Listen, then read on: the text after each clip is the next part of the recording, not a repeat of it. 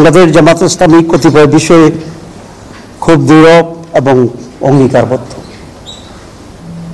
প্রথম হচ্ছে বাংলাদেশের স্বাধীনতা এবং সার্বভৌমত্বের ব্যাপারে আমরা কোনো রাষ্ট্রের রক্তচক্ষুকে ভয় করি না এবং কারো ইন্টারফারেন্স আমাদের স্বাধীনতার প্রশ্নে আমরা এটা স্বীকার করি না এবং করতে আমরা দেব না আমাদের সাধ্য মতো। 2 নম্বর, ক্রেডিবল এবং সাস্টেনেবল ডেমোক্রেসির ব্যাপারে জামাত অঙ্গীকারবদ্ধ। আমরা শুধু রাষ্ট্রীয়ভাবে নয়, আমাদের দলের ভিতরে আমরা এই গণতান্ত্রিক চর্চা করি।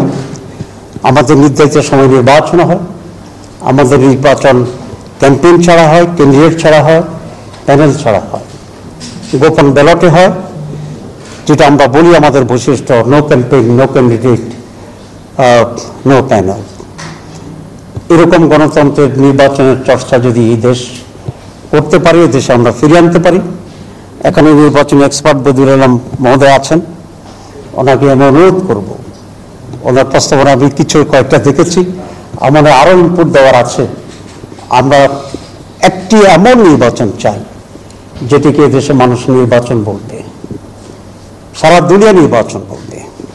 আজকে ক্রাক্স অব দি ক্রাইসিস আমি যেটা মনে করি, গত 3টি টার্মে কোনো ধরনের নির্বাচন না হওয়া এবং নির্বাচন ছাড়াই যদি ক্ষমতায় থাকতে পারে তাহলে যা করা দরকার জবাব দিতে যদি থাকবে না, সেটি তো হইতেই পারত এবং তাই হয়েছে। তার পরিণতি আজকে তারা, আমরা সমগ্র জাতি এটা ভোগ করছি।